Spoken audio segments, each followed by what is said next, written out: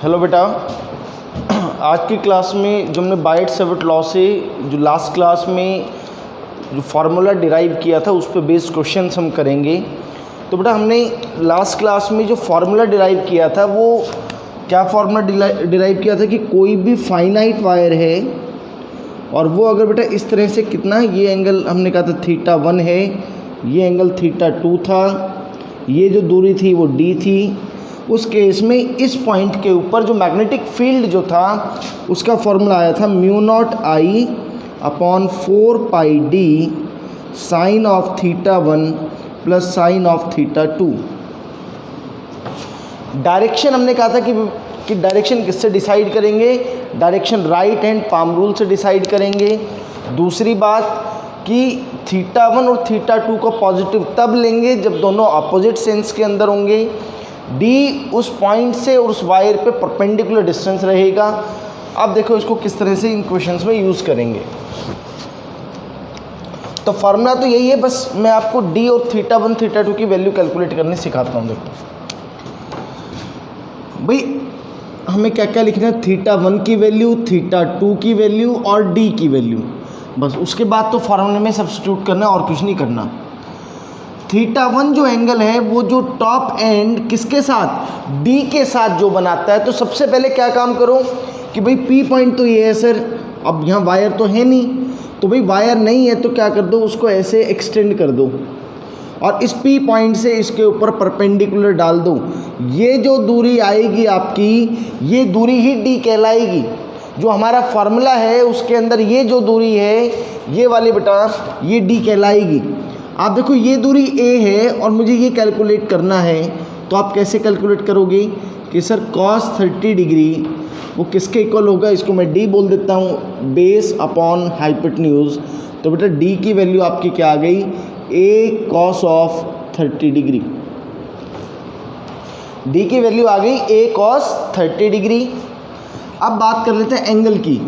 ये वाला θ1 क्या एंगल होता था, θ1 वो एंगल होता था जो अपर एंड है वो D के साथ मेजर जो करते थे।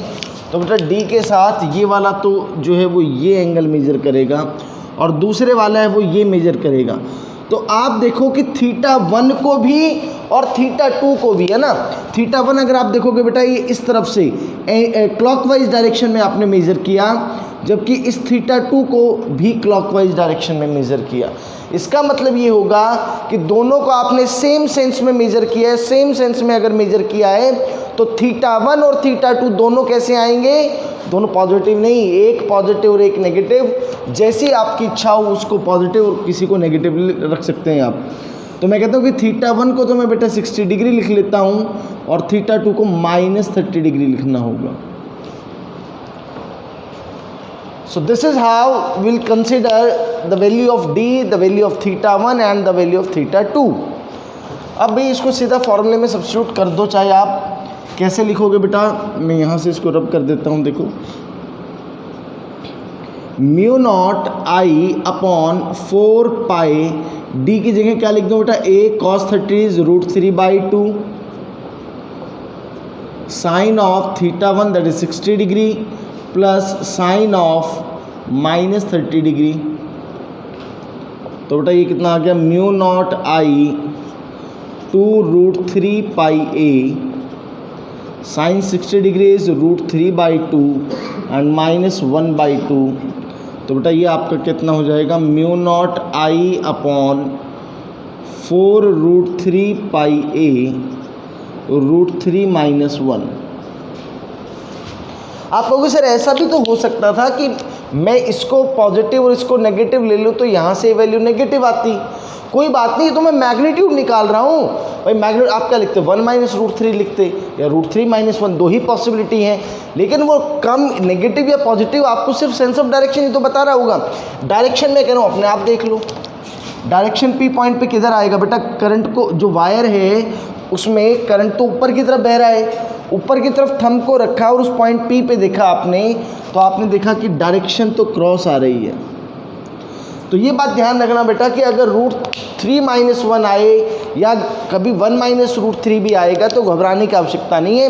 We will consider the positive value of that magnetic field. ये सिर्फ आपको मैग्नेटिक फील्ड बताएगा, डायरेक्शन आप अपने आप देखेंगे। तो नेगेटिव और पॉजिटिव से घबराने की ज़रूरत नहीं है। नोट करो ये, फिर अगला क्वेश्चन करते हैं। देखो भी अगला क्वेश्चन, ये बेटा सेमी इनफाइनाइट वायर है। ये क्या है बेटा? Semi infinite wire.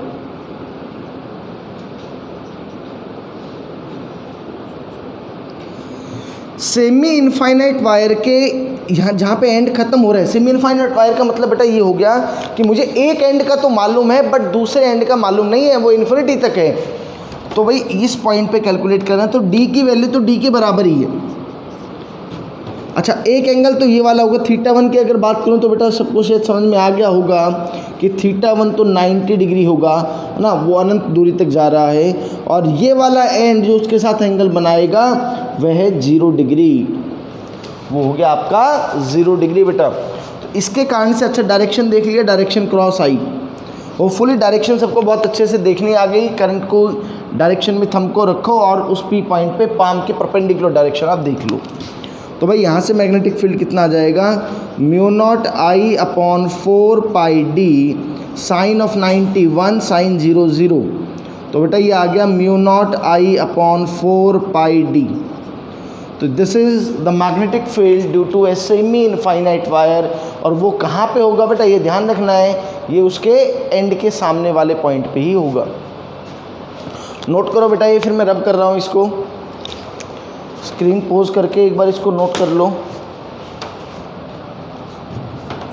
चलो बेटा,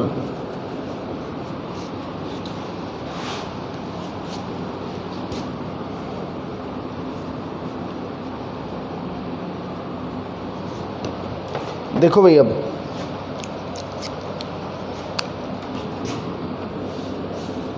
ये भी सेमी इनफाइनाइट वायर है लेकिन पोजीशन अलग है। आपको इस पॉइंट पे बताना है मैग्नेटिक फील्ड ये ए है, लेकिन ये ए हमारे लिए इस फॉर्मूले में डी के बराबर नहीं होगा। सबसे पहले इस पॉइंट पी से क्या करो भाई, इस पॉइंट से इस पे परपेंडिकुलर डालो। ये लो, ये 90 डिग्री परपेंडिकुलर डाल दिया। और थोड़ा सा लग नहीं रहा 90 जैसा, अब लगेगा। हाँ ये लो।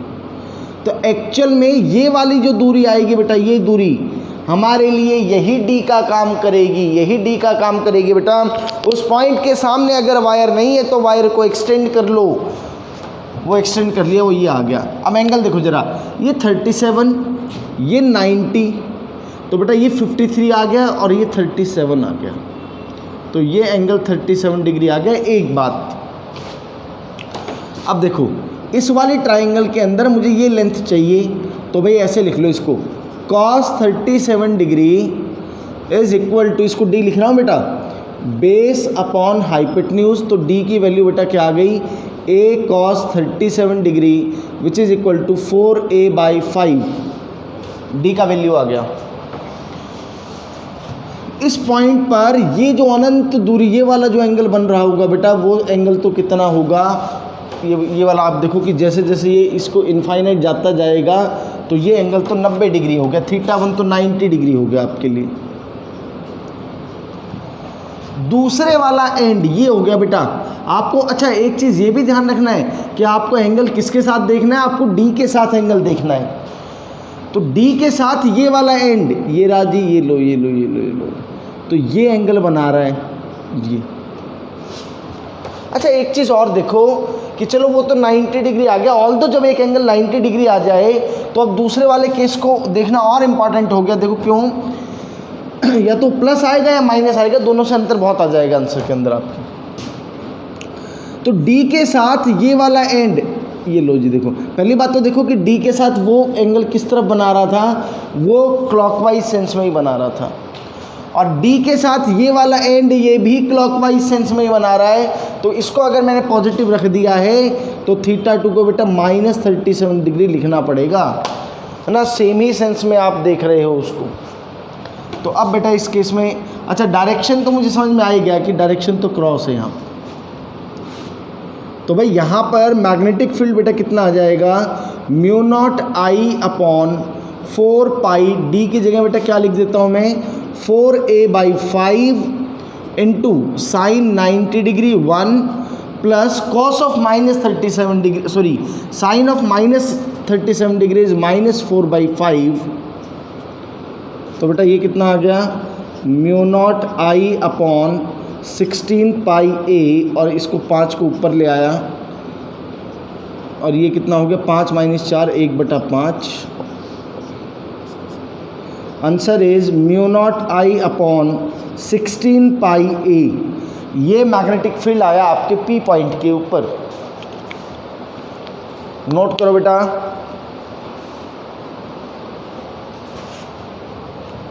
नोट कर लो।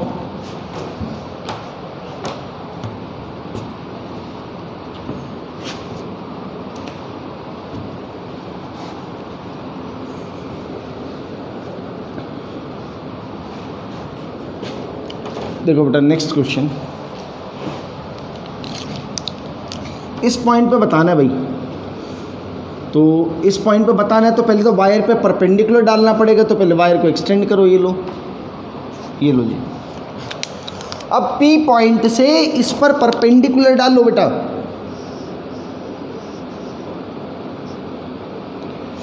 परपेंडिकुलर डाल दिया हमने, ठीक है।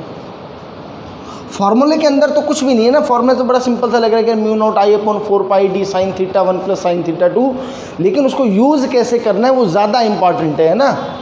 तो देखो भाई, ये वाला आपके लिए डी आएगा, ये ना ये वाला पार्ट, ओके। ये 45 90, तो भाई ये एंगल 45 डिग्री आ गया, और ये 45 तो ये भी 45 आ गया। तो भाई ये अगर डी है तो ये भी अपने आप, अच्छा मुझे तो डी ये चाहिए ना, ये वाली वैल्यू चाहिए बेटा, कोई बात नहीं। तो वो एंगल 45 डिग्री है, ये एंगल भी 45 डिग्री है। तो कहीं से भी आप लिख लो बेटा, कैसे कि sine 45 degree is perpendicular upon hypotenuse. So बेटा डी का वैल्यू आ गया a sine 45 degree which is equal to a/√2। अब भाई एंगल की और बात कर लो, ये वाला है ना, ये अनंत एंड वाला इसके साथ कितना एंगल बनाएगा, वो 90 को अप्रोच कर रहा है, तो थीटा 1 तो बेटा 90 डिग्री आ गया। अच्छा एक बात और देख लेना कि वो किस सेंस में मेजर हो रहा है बेटा, इसके साथ है ना, किस ये ऐसे समझो कि ऐसे आ रहा होगा ये ना। तो इसके साथ जब आप एंगल देखोगे तो कैसे आ रहा है वो एंगल, वो इस तरीके से आ रहा है, ठीक है। ये वाला जो एंड है ना, ये वाला एंड डी इसके साथ कैसे एंगल बना रहा है वो देखो, ये तो वो भी सेम सेंस में ही आ गया बेटा। दोनों सेम सेंस में है, तो एक को नेगेटिव रख लेता हूँ, तो थीटा 2 को नेगेटिव रख लिया, मैंने -45 डिग्री रख ली। अब हो गया सब कुछ, सॉल्व कर लूँ। b is equal to mu naught I upon 4 pi D की जगह a/√2 साइन 90 डिग्री, और ये बेटा ये -1/√2 हो गया आपका।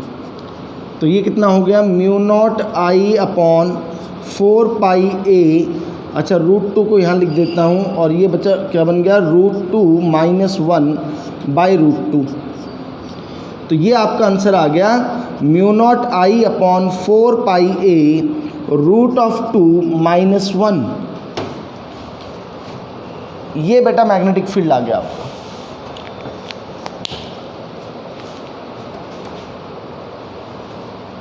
नोट करो जल्दी।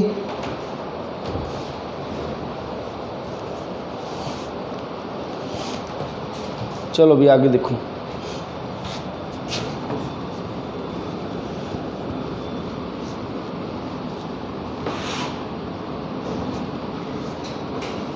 ये क्वेश्चन है, एक स्क्वायर है जिसकी साइड लेंथ a है और इधर से करंट I एंटर कर रहा है और इधर बाहर आ रहा है, आपको सेंटर पे मैग्नेटिक फील्ड बताना है। आया हुआ सवाल देखो, आइडिया ये कि आपको मैग्नेटिक फील्ड निकालने के लिए करंट की वैल्यू चाहिए। यहाँ से करंट I आ रहा है और ऑब्वियस यहाँ जाएगा, लेकिन यहाँ करंट डिवाइड होगा। अब इसके पास दो पाथ हैं, एक तो ये वाला पाथ है बेटा और एक ये पाथ है। अगर मैं भाई ऑब्वियस है कि उसने कोई बात नहीं कही, उसने सिर्फ सिंपली क्या कहा है, एक स्क्वायर है साइड ए का, इसका मतलब है यूनिफॉर्म वायर है। यूनिफॉर्म वायर है तो बेटा इस वाले पार्ट, अगर इस वाले पार्ट का रेजिस्टेंस R है तो ऊपर वाले पार्ट का रेजिस्टेंस 3R हो गया। इसका मतलब ये हुआ कि भाई इस वाले ऊपर वाले पार्ट में जो करंट जाएगा वो करंट कितना जाएगा, वो I/4 जाएगा, तो इधर 3I/4 जाएगा। Current dividing rule, simple current dividing rule बेटा ऐसे ना, आप ऐसे समझो कि ऊपर रेजिस्टेंस 3R है, नीचे रेजिस्टेंस R है और करंट I आया, तो ऊपर वाली ब्रांच में करंट देखना तो कैसे देखते थे, R divided by 3R plus R, 4R into I, तो I/4 आ जाता था, तो I/4 लिख दिया और 3I/4 इधर आ जाएगा। अब ज़रा देख लो कि एक बात तो मुझे समझ में आ गया कि एक तो डायरेक्शन देखनी है, एक तो क्या देखनी है, डायरेक्शन। तो पहले ज़रा डायरेक्शन देखो कि भाई इधर करंट ऐसे आएगा, ऐसे आएगा, ऐसे आएगा। अब आप मैग्नीट्यूड वाइज अगर बात करो बेटा, मैग्नीट्यूड वाइज जितना मैग्नेटिक फील्ड इस वायर के कारण से है उतना ही मैग्नीट्यूड इसका होगा और उतना ही इसका होगा। इसका बेसिकली क्या है, करंट ज़्यादा है तो इसका अलग मैग्नीट्यूड होगा। तो एक बात बताओ, ये बात लिखना बिल्कुल सही है, मैं इसको एलिमेंट नंबर 1 बोल देता हूँ, इसको एलिमेंट नंबर 2 बोल देता हूँ और इसको एलिमेंट नंबर 3 बोल देता हूँ बेटा। तो जो मैग्नेटिक फील्ड आएगा एलिमेंट नंबर 1 के कारण से, 2 के कारण से और 3 के कारण से, उन सब का मैग्नीट्यूड तो बराबर है।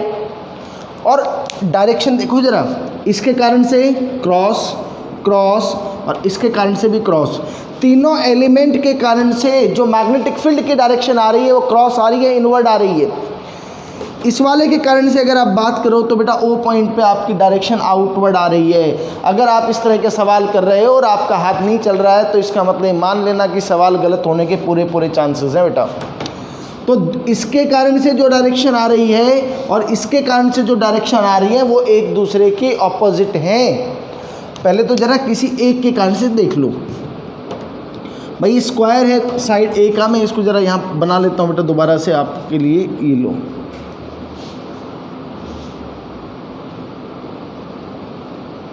चलो तो बेटा किसी भी एक वायर के कारण से पहले निकाल लेते हैं जो ए और डी की वैल्यूज़ है, बाकी फिर करेंगे। देखो एक्चुअल में इस पॉइंट पे आपको निकालना है और मुझे लगता है सब लोग अच्छे समझ गए सर, ये एंगल 45 डिग्री और ये एंगल भी 45 डिग्री और ये आपका डी और ये डी जो भाई किसके बराबर हो गया, ये A/2 के बराबर हो गया। सो फॉर्मूले में डी तो A/2 है, θ1 जो है, अच्छा आप देख लो कि एंगल जो मेजर किए हैं दोनों अलग अलग सेंस में, तो θ1 45 डिग्री बेटा, θ2 भी 45 डिग्री आएगा, because both the angles are measured in opposite sense. Opposite sense में मेजर किया गया है बेटा। तो भाई अब एक काम करो, मैग्नेटिक फील्ड का फॉर्मूला देख लेते हैं। एलिमेंट नंबर 1, 2 और 3 के कारण से तो क्या लिखूं, μ0 करंट की वैल्यू बेटा I/4 अपॉन 4πd, डी बेटा यहाँ पे A/2 के बराबर है, A/2 into sine of 45 degree plus sine of 45 degree. तो ये भाई आपका कितना आ गया, μ0 I अपॉन ये 4 बेटा मैं इधर ले आया इंटू 4πA/2। तो एक काम करो, ये इसको ऐसे कर दो, ये ट्वाइस ऑफ साइन 45 डिग्री बेटा ये ऐसे हो गया और ये लो जी। तो ये बेटा आपका आंसर आ गया, सॉरी इसके कारण से आ गया μ0 I अपॉन 4√2πA। ये एक के कारण से आया ना, इसके कारण से। तो भाई तीनों के जो डायरेक्शन है वो सेम है, तो ये मानो कि एलिमेंट नंबर 1, 2 और 3 इन तीनों का जो रिजल्टेंट आएगा उसके लिए क्या करना पड़ेगा, जितना एक के कारण से मैग्नेटिक फील्ड आया उतना ही दूसरे के कारण से, उतना ही तीसरे के कारण से, तो इसको 3 से गुना कर दिया जाना चाहिए। तो जब आप 3 से गुना कर दोगे, मल्टीप्लाई कर दोगे, तो उस केस में फैक्टर क्या बन जाएगा आपका, इसको इधर लिख देता हूँ, 3μ0 I अपॉन 4√2πA और डायरेक्शन क्रॉस है भी आपकी, ये डायरेक्शन क्रॉस में आई। अब भाई ये वाला जो एलिमेंट है इसके कारण से अगर मैं बात करूं बेटा, तो आप देखो इसके लिए कैसे लिख पाएंगे हम लोग, B, इसको 4 लिख देता हूं बेटा, ठीक है, B4। तो μ0 करंट की वैल्यू है बेटा इस बार 3I/4, 4 पाई डी की वैल्यू बेटा वही है a/2 है, और वो दोनों एंगल भी सेम है, तो 2 × 1/√2, लेकिन डायरेक्शन इसकी डॉट है, तो आप देखोगे कि it will be equal to 3μ0I, इसको सॉल्व कर लेना चाहिए आप, सेम यही आने वाला है 4√2 पाई a, बट डायरेक्शन इस बार डॉट है, तो नेट मैग्नेटिक फील्ड जो सेंटर पे आएगा दैट विल बी 0। बेटा यहाँ पे जो नेट मैग्नेटिक फील्ड आ रहा है, कारण ये है कि दोनों का मैग्नीट्यूड सेम है बट डायरेक्शन ऑपोजिट है, डायरेक्शन ऑपोजिट है, तो नेट मैग्नेटिक फील्ड बेटा कितना बन गया, वो 0 बन गया। नोट कर लो। तो इसमें एक काम की बात वो यही देखनी थी कि भाई करंट अगर आया है तो ऐसे नहीं होगा कि इधर I/2 इधर I/2 जाएगा, रेजिस्टेंस अलग अलग है। ऑल द क्वेश्चन में कहीं मेंशन नहीं है, बट इट इज़ अंडरस्टूड कि करंट डिवाइड होगा दोनों ब्रांचेस के अंदर अलग अलग।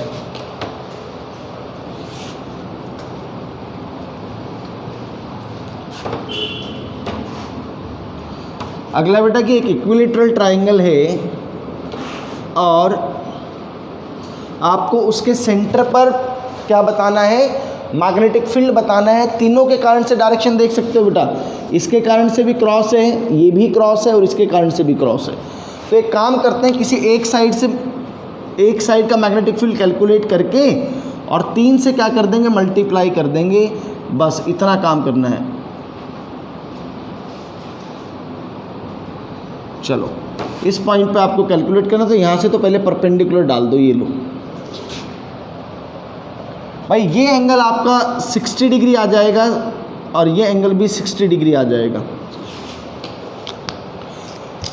अब इक्विलेटरल ट्राइंगल है बेटा, है ना, क्या है, इक्विलेटरल ट्राइंगल। परपेंडिकुलर अगर डाला है तो ये दूरी मुझे लगता है कि a/2 आ जानी चाहिए, है ना, वो मीडियन भी होता है बेसिकली। ये लो जी।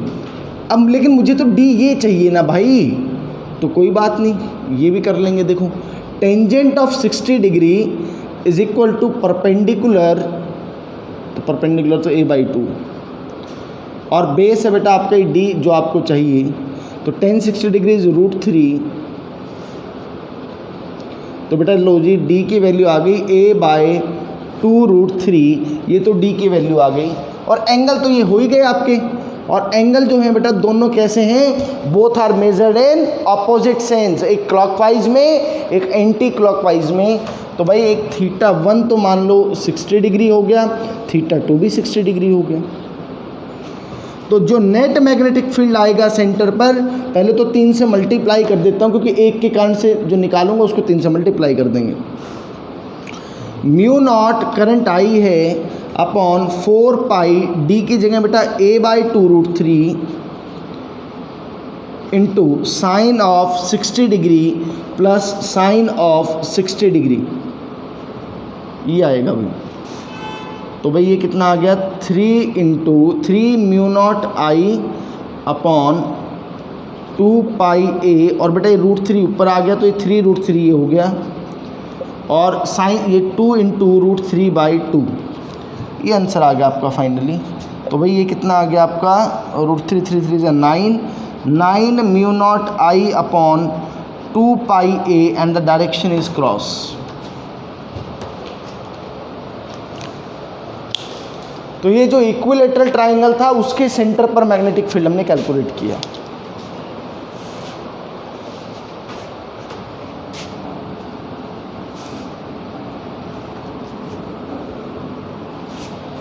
नोट करो बेटा।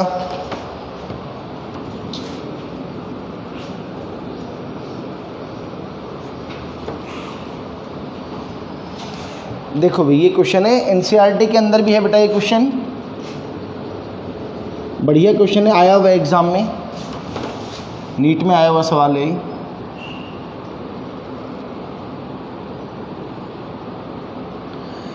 ऐसे मान लो कि एक इनफाइनाइट वायर था बेटा, उसको इस फॉर्म में मोड़ दिया। एग्जैक्टली यही गिवन है आपको क्वेश्चन में कि एक इनफाइनाइट वायर है आपको, और उसको आपने बेंड कर दिया, और वो कितना एंगल बना रहा है, अल्फा एंगल बना रहा है यहाँ पे। और आपको इस पॉइंट पर, मैं थोड़ा सा इसको और डायग्राम बना लेता हूँ ताकि कैलकुलेशन करने में या ज्योमेट्री में आपको दिक्कत नहीं आई किसी तरह की, है ना। ऐसा करते हैं इसको, ये इस तरह।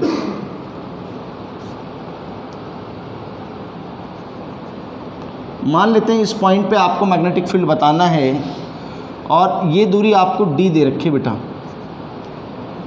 अच्छा, ये एंगल α/2 दे रखा है और ये एंगल भी α/2 दे रखा है। और भाई करंट की डायरेक्शन ऐसा है कि अगर इधर से करंट आई ऐसे आया है तो करंट इस तरफ ऐसे जाएगा। पहले तो डायरेक्शन देख लेते हैं कि दोनों की डायरेक्शन सेम है कि अलग है। मैग्नीट्यूड तो सेम ही आने वाला है, तो उसका फ़ायदा क्या होगा कि सर सिमेट्री है। क्या है? सिमेट्री है। सिमेट्री है तो उसका फ़ायदा देखो क्या बताऊँ आपको कि यहाँ पे तो डायरेक्शन क्रॉस है बेटा, अंदर है, और इसके कारण से भी अंदर है, तो इसका मतलब सवाल तो सॉल्व करना पड़ेगा, है ना। अगर आपकी डायरेक्शन, है ना, इन केस ऐसा हो जाता कि सिमेट्री एग्जिस्ट कर रही है, डी की वैल्यू सेम है, थीटा सेम है इन दैट के, और डायरेक्शन ऑपोजिट आ रही है, तो उस केस में मैं क्या करता, सीधा 0 लिख देता, सॉल्व ही ना करता उस सवाल को। लेकिन यहाँ करना पड़ेगा, तो क्या करूँगा, किसी एक इस वाले एलिमेंट के कारण से इस पॉइंट पे मैग्नेटिक फील्ड निकालता हूँ और उसको क्या कर दूँगा, 2 से मल्टीप्लाई कर देंगे, डायरेक्शन क्रॉस आएगी। तो भाई एक काम करो कि इससे परपेंडिकुलर डाल दिया, यही हमारे लिए एक्चुअल में जो फार्मूले का डी है। एक काम करो, इस डी को एल लिख लो ताकि डी में लिखने में दिक्कत ना हो। ये हमारे लिए डी है। तो भाई ज़रा इस वाले ट्राइंगल के अंदर देखो पहले तो क्या कि sine α/2 is equal to perpendicular upon hypotenuse. तो भाई d इज इक्वल टू आ गया L साइन α/2। एक काम आपको क्या देखना है, इस d के साथ भाई ये वाला एंड तो कितना एंगल सबटेंड करेगा, वो 90 डिग्री को अप्रोच कर रहा होगा, आप देखते रहिएगा। तो θ1 तो आपका 90 डिग्री आ गया बेटा, ये आपने एंटी क्लॉकवाइज में मेज़र किया है और ये एंगल आपने क्लॉकवाइज में मेज़र किया है, माने दोनों वैल्यूज़ पॉजिटिव आएंगी। ये α/2, ये 90, तो मुझे लगता है ये एंगल आपका कितना हो गया भाई, 90 माइनस α/2, ये आ गया, सब कुछ आ गया। अब आप सॉल्व कर लीजिएगा।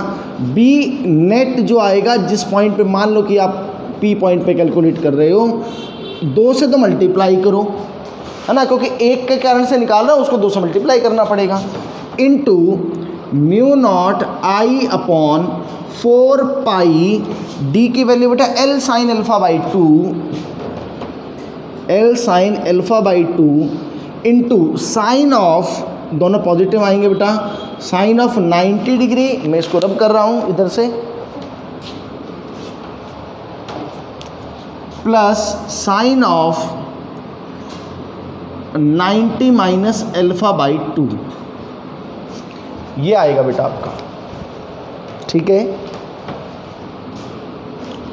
ये हो गया भाई μ0 I upon 2 pi L sine of α/2, ये क्या बन गया भाई 1 plus sine 90 minus alpha is cos α/2, ये वैल्यू आपकी बन गई है बेटा। और ये डायरेक्शन आपकी कैसी आ रही है, डायरेक्शन आपकी क्रॉस आ रही है। डायरेक्शन आपकी क्या आ रही है बेटा, डायरेक्शन क्रॉस आ रही है। नोट करो जल्दी से, नोट कर लो जल्दी।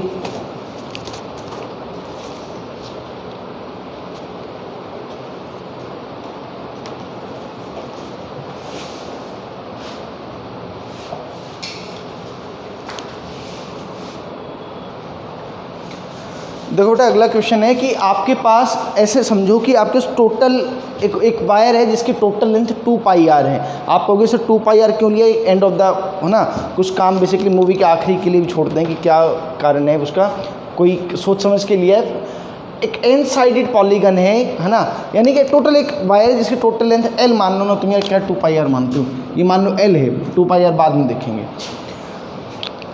अब उसका आपने पॉलीगन बना दिया, एन साइडेड पॉलीगन है ना, ऐसे। तो भाई मैं उसका बहुत छोटा सा पार्ट देखता हूँ, ऐसे ये ऐसे और आगे आगे आगे बनता जा रहा होगा, कोई बात नहीं। अच्छा, इससे पहले आपको थोड़ी सी एक बात समझ में आनी चाहिए कि आप सोचो कि अगर ट्राइंगल था तो ट्राइंगल के सेंटर पे हर एक साइड कितना एंगल सबटेंड करती है, 120 डिग्री। लेकिन वो आया कैसे, वो बेटा ऐसे आया होगा कि नेट एंगल जो सेंटर पे सबटेंड किया जा सकता है वो 2 पाई है, और उसको मैं 3 से डिवाइड कर देता था, 3 साइड थी। तो अगर वो स्क्वायर होता तो मैं क्या लिखता, टोटल एंगल 2 पाई और भी 4 साइड है ये। अगर वो रेगुलर हेक्सागन होता तो मैं क्या लिखता, 2 पाई डिवाइडेड बाई 6, उससे सेंटर पे एंगल आ जाता। अगर ऐसे n साइडेड पॉलीगन है तो बेटा ऐसे समझो जरा आप, ये लो थोड़ा सा फिगर और, चलो यहीं से देख लेंगे, कोई नहीं। देखो यहाँ से परपेंडिकुलर डाला पहले तो, है ना, करंट तो फ्लो करा हुआ, करंट की मैं मैग्नीट्यूड निकाला, सबके कारण से डायरेक्शन सेम आ रही है, सबके कारण से डायरेक्शन सेम है। तो किसी एक वाले पार्ट से, एक साइड से निकाल के और n से क्या कर दूंगा, मल्टीप्लाई करना है, और कुछ नहीं करना। देखो बेटा, अच्छा उससे पहले एक बात देखो भाई, सेंटर पर जो ये एंगल बनाएगा, ये पूरा का पूरा एंगल आप ऐसे समझो, ये आगे ऐसे जा रहा है, तो भाई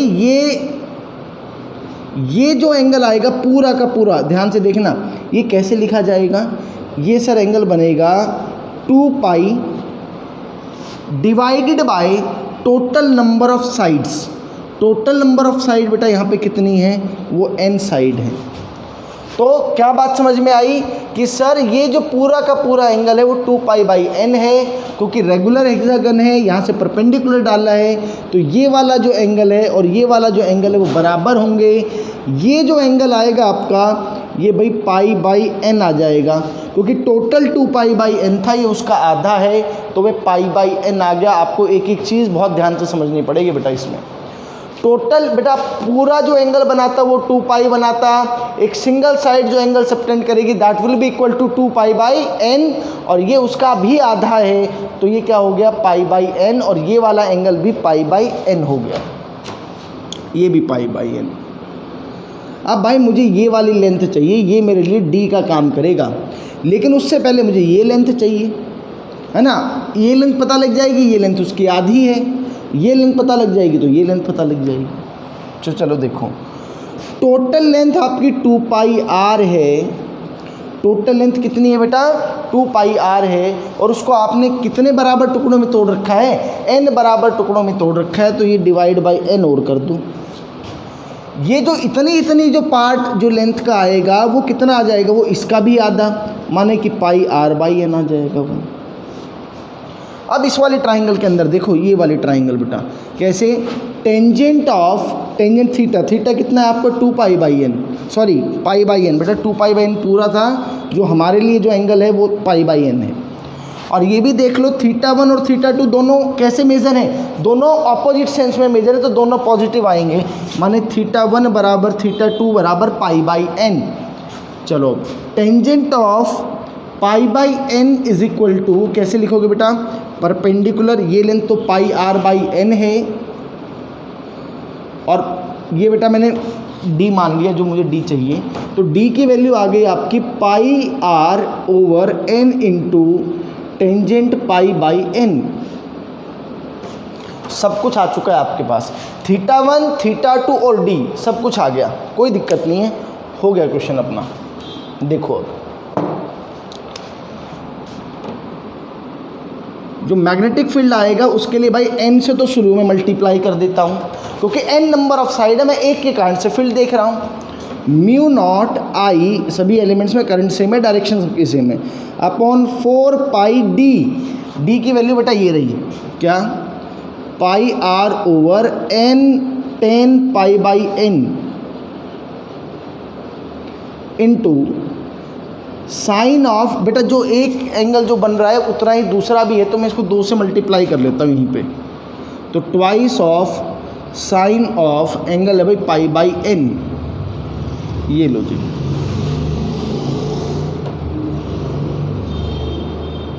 तो भाई ये इसको ऊपर ले आओ, तो ये बन गया n स्क्वायर म्यू नॉट आई 2 पाई स्क्वायर r, और ये 10 बेटा ऊपर आ जाएगा, sign pi by n 10 pi by n।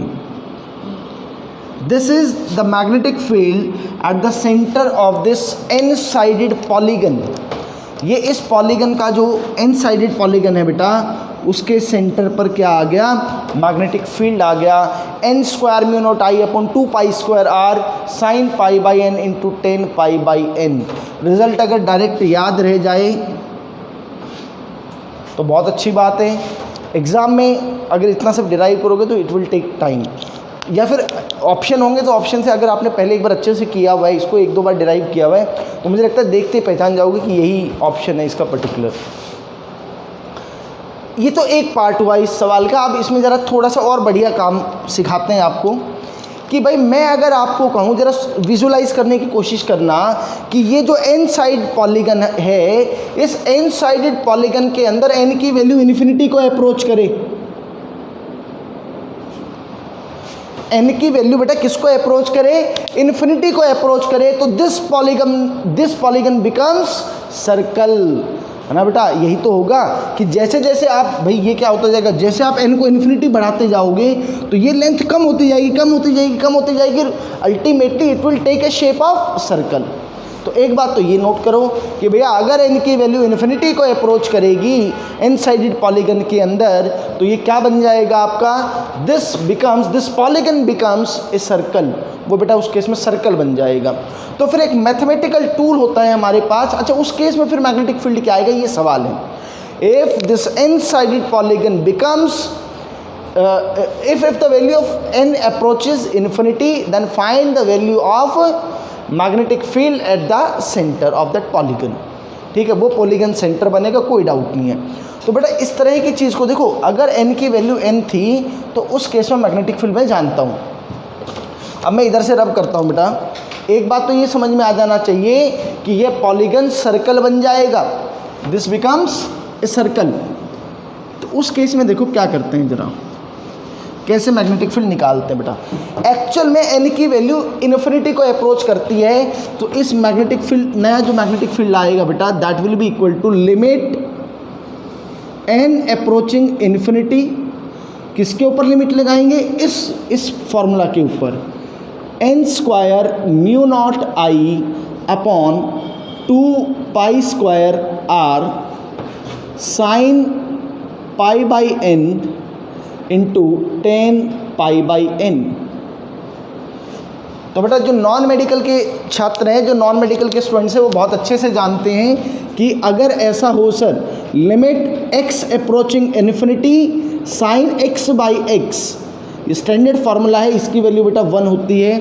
और सिमिलरली अगर लिमिट x अप्रोचिंग इन्फिनिटी और टेंजेंट x बाई एक्स हो तो वह वैल्यू भी 1 होती है। माने कि जो x यहाँ पे आपने बनाया है वही डिनोमिनेटर में भी बनना चाहिए, ये आपको ध्यान रखना है। तो ज़रा वो कोशिश यहाँ करते हैं, ज़रा देखो बेटा। तो b is equal to limit n approaching infinity. आप ज़रा देखो कि आपको साइन पाई बाई एन के नीचे पाई बाई एन चाहिए होगा, और 10 पाई बाई एन के नीचे 10 पाई बाई एन चाहिए होगा। तो वही कोशिश करते हैं। देखो ज़रा बेटा, म्यू नॉट आई को तो एज इट इज़ लिख देता हूँ। देखो ज़रा क्या करूँ इसको, sine pi by n divided by pi by n पहले बना लेते हैं, फिर देखेंगे जो भी मल्टीप्लाई और डिवाइड जो भी करना है। तो भाई पाई स्क्वायर था तो 1 पाई मैंने इसको दे दिया और 1 पाई इसको दे दिया, ये लो जी। वो जो एन स्क्वायर था उसमें से 1 एन ये ले आया और 1 एन इधर ले आया, तो एन स्क्वायर भी हो गया, पाई स्क्वायर भी हो गया, तो बिल्कुल सही काम हो गया। ये 2r बच गया भाई, ये लो। ये वाला पार्ट कांस्टेंट है आपका। So mu naught I upon 2r, और भाई देखो इस पर लिमिट लगाओगे साइन x बाई एक्स। आप कहोगे सर वहाँ पे तो आपने क्या लिखा था, वहाँ पे तो आपने लिखा था कि x अप्रोच, सॉरी बेटा ये एक सेकंड ये गलती कर दी, x अप्रोचिंग 0, x अप्रोचिंग 0। तो आप कहोगे सर यहाँ इस फॉर्मूले में तो आपने क्या लिखा है, x की वैल्यू 0 को अप्रोच करनी चाहिए। कोई दिक्कत नहीं ना भाई, n की वैल्यू जब इन्फिनिटी को अप्रोच करेगी, जरा ध्यान देखो 1 अपॉन इन्फिनिटी इज 0, तो अल्टीमेटली किसको ही अप्रोच कर रहा है, ये भी 0 को ही अप्रोच कर रहा है। तो भाई ये वाला फैक्टर भी 1 बन जाएगा और ये वाला फैक्टर भी 1 बन जाएगा। तो ये मैग्नेटिक फील्ड आ गया mu naught I upon 2r। Circle बन गया था। इस पूरे की टोटल लेंथ कितनी है बेटा, इस पूरे वायर की टोटल लेंथ 2 पाई r थी, इसका मतलब r इसका रेडियस हो गया। ये इसीलिए 2 पाई r शुरू में लिया था क्योंकि अल्टीमेटली यहाँ पहुँचना चाहते थे। तो यहाँ से आपका रिजल्ट क्या आ गया बेटा, डायरेक्शन अगर मैं मान लूँ ये है तो क्रॉस डायरेक्शन आ गई। So this is the magnetic field at the centre of a ring. कोई भी करंट कैरिंग सर्कुलर रिंग है बेटा, उस केस में इस वाले अप्रोच से हमारा आंसर क्या आ गया, वो mu naught I upon 2r आ गया। इसको एक और अलग अप्रोच से भी हम सॉल्व करेंगे कि उससे भी वैल्यू वही आएगी, बट अभी आज की क्लास में नहीं, नेक्स्ट आने वाली क्लास में करेंगे। जो सर्कल का पार्ट है वो अलग से नोट करो एक बार ये।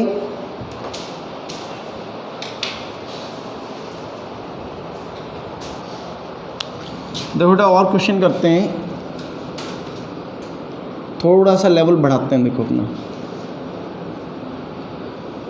ये मान लो बेटा, ये एक्स एक्सिस और ये आपका वाई एक्सिस। अब देखो, अब तक मैं क्रॉस और डॉट से सिर्फ मैग्नेटिक फील्ड की डायरेक्शन रिप्रेजेंट कर रहा था। अब जरा आप विजुलाइज करें कि भाई ये ओरिजिन है, यहाँ से मान लो कि 4 मीटर की दूरी पर ये ऐसे इनफाइनाइट वायर रखा है, ऐसे है ना, इस तरफ यूँ मानो कि ऐसे इनफाइनाइट वायर है, आप बाहर की तरफ ऐसे आ रहा है और फिर अंदर की तरफ जा रहा है लाइक दिस, और इसमें करंट जा रहा है अंदर की तरफ। तो इस तरह के वायर को बेटा मैं कैसे रिप्रेजेंट कर सकता हूँ, मैं क्रॉस से रिप्रेजेंट कर सकता हूँ, और वो आई करंट जा रहा है। अगर मैंने क्रॉस करके और उसके साथ आई लिख दिया है, इट मीन्स बेटा ये है current is going into the plane, और यहाँ पे जो ये वायर है यह इनफाइनाइट वायर है, ये इनफाइनाइट वायर है। और बेटा यहाँ से एक और मान लो सिमेट्रिकली वो भी 4 मीटर के ऊपर एक और वायर है, और वो भी इनफाइनाइट वायर है, और वह भी करंट कितना है, उस पर भी आई करंट है। आपको मान लो कि यहाँ से 3 मीटर की दूरी पर मैग्नेटिक फील्ड बताना है कि इस पॉइंट पर वाई एक्सिस पर मैग्नेटिक फील्ड कितना होगा, ये आपको बताना है। ये ज़रा बहुत इंपॉर्टेंट है, ये ध्यान से समझिएगा, पूरी विजुअलाइजेशन है बेटा। आप एक बात देखो बेटा कि जब आपने मैग्नेटिक फील्ड का बाइट सेवर्ट जो लिखा था, आपने कैसे लिखा था, mu naught I d l cross r, है ना, ये सब छोड़ देते हैं, इसकी कोई बहुत ज़्यादा आवश्यकता नहीं है। ये खेल है इस एक्चुअल में कि जो मैग्नेटिक फील्ड आएगा वो आर और डीएल दोनों के परपेंडिकुलर होना चाहिए, यानी कि आप किसी एक के भी परपेंडिकुलर कर दो, दूसरा अपने आप यहाँ खेल हो जाएगा। देखो क्या मतलब हुआ कि सर इस पॉइंट पे चाहिए, तो यहाँ से तो एक काम देखो सर कि ये काम आर का करेगा, डीएल के तो अपने आप ही परपेंडिकुलर हो जाएगा वो। तो ऐसे समझो कि ये सर ऐसे हैं। अब आपको इस पॉइंट पे मैग्नेटिक फील्ड देखना है, तो इस पॉइंट पर जो मैग्नेटिक फील्ड आएगा वो इस आर के परपेंडिकुलर होगा, जो कि यहाँ पे 4 3 है, तो ये 5 हो गया। एक बात तो ये समझ में आई कि सर इसके कारण से इस पॉइंट पे जो मैग्नेटिक फील्ड आएगा वो इस लाल डॉटेड लाइन के परपेंडिकुलर होना चाहिए। लेकिन सर इस लाल डॉटेड लाइन पे 2 परपेंडिकुलर पॉसिबल हैं, 2 डायरेक्शन पॉसिबल हैं। एक डायरेक्शन तो ये ऊपर की तरफ और एक डायरेक्शन नीचे की तरफ। अब हम कौन सा डायरेक्शन लेना है ये हम देखेंगे ज़रा। तो कुछ नहीं करना भाई, वही पाम रूल यूज़ करेंगे। करंट अंदर की तरफ जा रहा है, और आप देखो इस पॉइंट पे पाम की डायरेक्शन आपकी किस तरफ आ रही है, उस पॉइंट पर देखो बेटा, उस पॉइंट पे नीचे की तरफ आ रही है। इसका मतलब मैग्नेटिक फील्ड उस लाइन के परपेंडिकुलर तो होगा, बट कौन सा परपेंडिकुलर होगा, वो परपेंडिकुलर जिसकी डायरेक्शन नीचे की तरफ होगी। माने बेटा ऐसे समझ लो कि ये मैग्नेटिक फील्ड कुछ भी आएगा, वैल्यूज उनकी सब बाद में देखूंगा जो भी होंगी। इसके कारण से अगर बात करूं बेटा, इसके कारण से इस पॉइंट पर डायरेक्शन कहाँ है, वो ऊपर की तरफ है, यानी कि इस पे परपेंडिकुलर बनेगा, बट वो उस लाइन के परपेंडिकुलर ऊपर की तरफ बनेगा बेटा। और देखो ध्यान से, ये 3 ये 4, तो ये जो एंगल है ना, अगर मैं बात करूं साइन के, तो ये बेटा 37 डिग्री आ गया। 37 नहीं आया, 53 आ गया बेटा ये, और ये एंगल भी बेटा 53 डिग्री आ गया। तो ये 53 डिग्री है बेटा। अच्छा एक बात ये देखो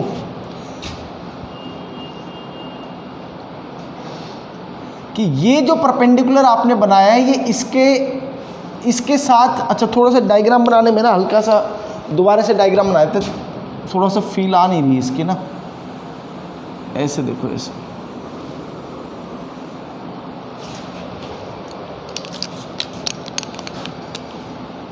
ये एंगल वगैरह हमने लिख लिए हैं। देखो इसके जो परपेंडिकुलर आएगा वो इसके परपेंडिकुलर कुछ ऐसे आएगा, ये मान लो, और इसके परपेंडिकुलर कुछ ऐसे चला जाएगा। तो देखो ये पूरा एंगल जो है ये 90 होना चाहिए, 53 था तो बेटा ये 37 हो गया। या फिर आप ये मान लो, मैं इस पॉइंट पे ज़रा इसको दोबारा से बना देता हूँ, ये देखो ऐसे समझ लो, ये छोड़ो ना एक सेकंड के लिए, कि सर इस पॉइंट पे इसके कारण से तो क्या होगा, इसके परपेंडिकुलर ऐसे आएगा वो, तो इसके परपेंडिकुलर ऐसे आएगा तो वो मैग्नेटिक फील्ड भी ऐसे आएगा। और भाई ये 53 था और इसके साथ 90 डिग्री बना रहे तो ये 37 डिग्री हो गया। जो ये वाला है वो ऊपर की तरफ परपेंडिकुलर जाएगा इस तरीके से, मैग्नीट्यूड तो बी ही रहेगा, कोई चेंज नहीं आएगा। और भाई वो देखो, अगर ये इस वाले वायर के साथ परपेंडिकुलर की बात करें तो ये 37 था बेटा, वो ऊपर वाला 53 डिग्री या ये वाला एंगल 37 डिग्री हो गया फिर से। बस बन गई बात। ये जो मैग्नेटिक फील्ड है इस पॉइंट पे ये इनफाइनाइट दूरी के कारण से है, तो पहले तो इसको रिजॉल्व करो जरा। तो बेटा इस तरफ तो क्या आ गया, ये b cos 37 डिग्री, और इस तरफ आ गया b sin 37 डिग्री। इसको रिजॉल्व करोगे तो बेटा 2b sin 37 डिग्री, ये b cos 37 डिग्री। तो भाई एक बात तो ये आ गई कि उस पॉइंट पर नेट मैग्नेटिक फील्ड इस डायरेक्शन में होगी अलोंग x एक्सिस, और वो कितना होगा b नेट बेटा, b नेट की वैल्यू भी आ गई है 2 इंटू ये b क्या चीज़ है, b is the magnetic field due to an infinite wire, और वो यहाँ से कितनी दूरी पर है बेटा, वो उससे 5 मीटर की दूरी पर है। तो mu naught I upon infinite wire के कारण से क्या होता है 2 पाई इंटू डी की वैल्यू बेटा यहाँ पे 5 मीटर है, into sine 37 degree. Sine 37 degree बेटा 3/5 हो जाता है। ये सॉल्व करने के आंसर आ जाएगा 3 mu naught I upon 25 pi. ये आंसर आ गया बेटा आपका इस केस में। नोट करो जल्दी से।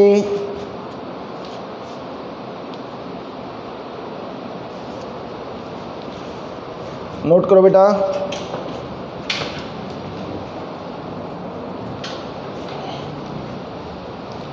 देखो इसमें एक वैरायटी का और क्वेश्चन बनता है, वो भी कर लेते हैं अभी।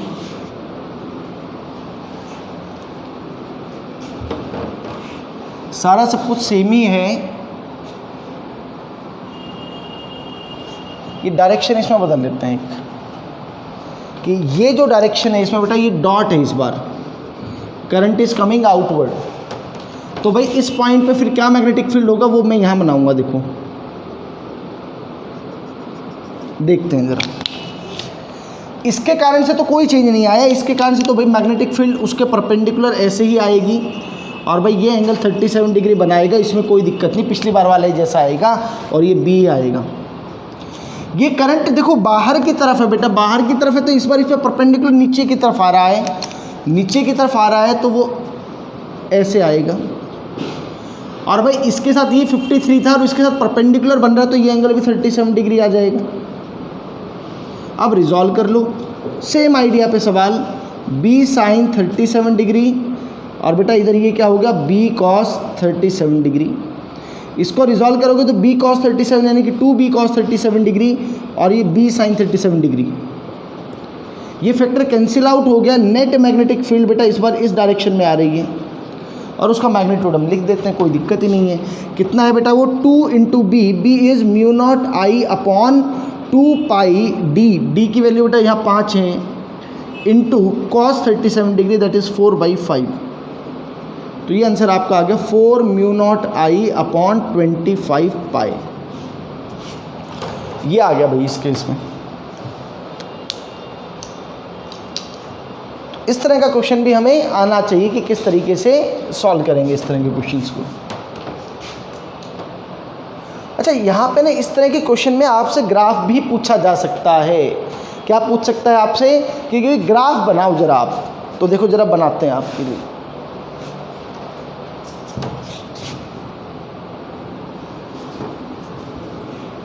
ऐसा कर लेते हैं। अब मैग्नीट्यूड तो हमने निकाल लिया, अब तो कोई सिर्फ ग्राफ मुझे देखना है कि ग्राफ कैसा बनेगा। ये सवाल है, ऐसे समझो बेटा कि पहले सेम ही डायरेक्शन ले लो, ये क्रॉस और ये यहाँ से बेटा डी दूरी पर, और ये यहाँ पे भी क्रॉस, ये भी डी दूरी पर। इनफाइनाइट वायर है, इसमें भी करंट आई है बेटा, इसमें भी करंट आई है। And now you are moving along x axis. आप क्या कर रहे हो बेटा, एक्स एक्सिस पर मूव कर रहे हो। आपको क्या बताना है, मैग्नेटिक फील्ड का ग्राफ बनाना है बी वर्सेस डी का।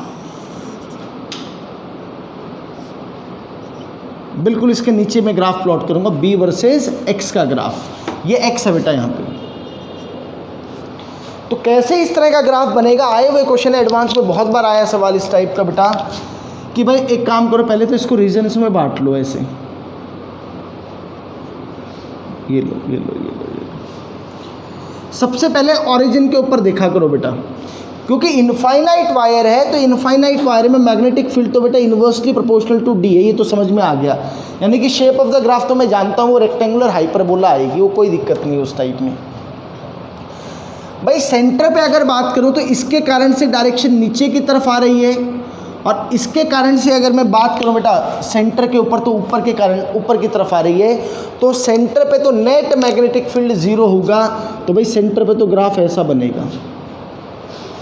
अब मुझे मैग्नीट्यूड से मतलब नहीं है, मुझे डायरेक्शन से मतलब है। अब जरा मैं इस वाले रीजन में देखता हूँ, इस वाले रीजन में इसके कारण से जो मैग्नेटिक फील्ड आ रहा है वो तो ऊपर की तरफ आ रहा है, और इसके कारण से जो मैग्नेटिक फील्ड आ रहा है वो नीचे की तरफ आ रहा है। ये मान लो या तो ये B1 है बेटा, ये B2 है।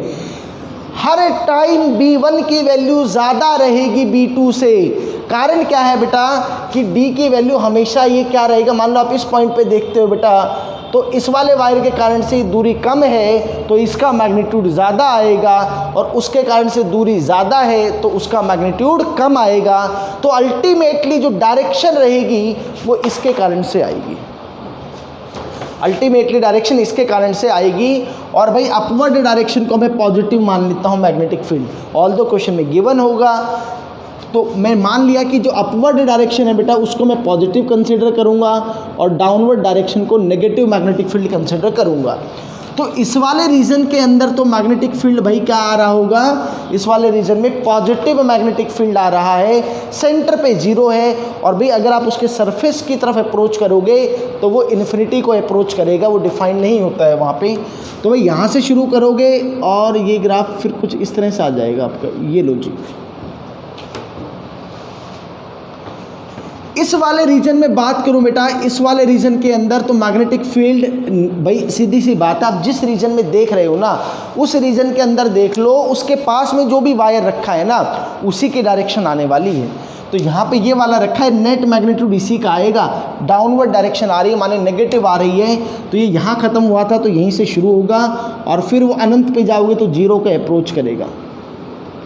ये ग्राफ ऐसा बन गया। इस वाले रीजन में इसके कारण से नेट डायरेक्शन आएगी, वो डाउनवर्ड डायरेक्शन आ रही है, और सरफेस पे जाओगे तो वो इन्फिनिटी को अप्रोच करेगी। इस वाले रीजन में direction of magnetic field upward है बेटा, पॉजिटिव आएगा तो इन्फिनिटी से ख़त्म हुआ तो इन्फिनिटी से ही शुरू होगा, और फिर 0 को अप्रोच करेगा। तो this will be the graph between B and X। Magnetic field और X के बीच का जो आपका ग्राफ बनेगा वो इस टाइप का ग्राफ बनेगा। सरफेस के ऊपर वो हमेशा इन्फिनिटी को अप्रोच करेगा बेटा, ये बात ध्यान रखनी है। और जब आप X की वैल्यू को इनफाइनाइट लेकर जाओगे तो फिर 0 को अप्रोच करेगा। और वेरिएशन इस वाले रूल से देखूंगा कि B is inversely proportional to D। Note करो, फिर इसमें एक क्वेश्चन और करते हैं बेटा।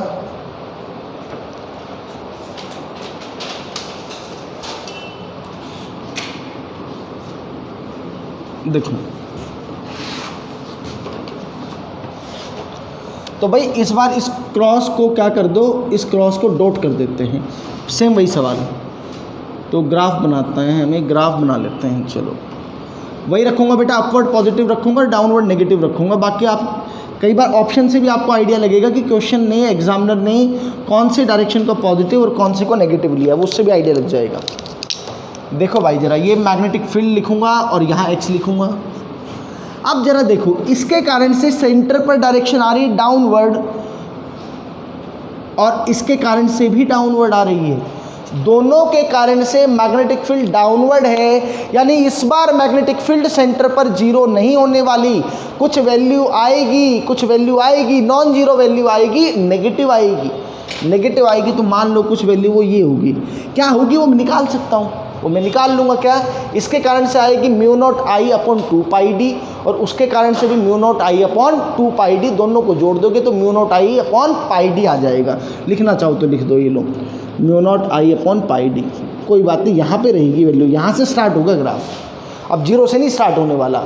अच्छा, इस वाले रीजन के अंदर देखो भाई, ये हटाओ जरा, इस वाले रीजन के अंदर इसके कारण से मैग्नेटिक फील्ड डाउनवर्ड है और इसके कारण से भी डाउनवर्ड है, दोनों के कारण से नेगेटिव है और सरफेस पे इन्फिनिटी को अप्रोच करेगा। तो मुझे लगता है ग्राफ तो यूँ आना चाहिए, ये इस वाले रीजन में भी डाउनवर्ड है और उसके कारण से भी डाउनवर्ड है। तो भाई ये लो, इस वाले रीजन में बात करूं अगर बेटा, तो करंट बाहर की तरफ है, तो इस तरफ जो मैग्नेटिक फील्ड जा रहा है वो अपवर्ड डायरेक्शन में जा रहा है। आप जरा फिंगर्स को कर्ल करके देखिएगा, तो यानी कि यहाँ पे इन्फिनिटी पे ख़त्म हुआ है, यहाँ पे शुरू होगा, और x की वैल्यू जब इन्फिनिटी जाएगी तो जीरो पे अप्रोच करेगा। तो ये ग्राफ ऐसा बनता चला जाएगा आपका। इस वाले रीजन के अंदर बात करूं बेटा, तो मैग्नेटिक फील्ड की डायरेक्शन यहाँ पे भी अपवर्ड आ रही है, तो ग्राफ इसका भी ये इन्फिनिटी पे ख़त्म हुआ, यहाँ से शुरू हो जाएगा, जीरो पे अप्रोच करेगा और ये ग्राफ इस टाइप का बन जाएगा आपका। So this is how we plot such type of graphs. जो इस तरह के जो क्वेश्चन हैं उनमें इस तरह से ग्राफ बनाएंगे। एक क्वेश्चन आपको दे रहा हूँ बेटा सब लोगों को होमवर्क के लिए, नेक्स्ट क्लास में उसको डिस्कस भी करेंगे। ये ऐसे मानो कि ये एक इनफाइनाइट प्लेनर शीट है, इनफाइनाइट अनंत दूरी तक जा रही है, जिसकी विड्थ b है और इस पर यूनिफॉर्म करंट I फ्लो कर रहा है ना। Current is distributed uniformly, current is distributed uniformly,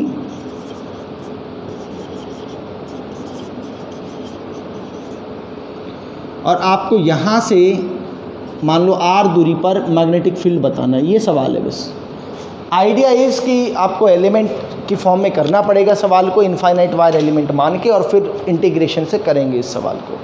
ठीक है, I बेटा टोटल करंट है और वो यूनिफॉर्मली स्प्रेड है इस शीट के ऊपर, और ये इनफाइनाइट शीट है आपकी। तो बेटा ये आप करेंगे आज की क्लास में, और नेक्स्ट क्लास में हम कुछ और क्वेश्चंस के साथ आपसे मिलेंगे। Thank you.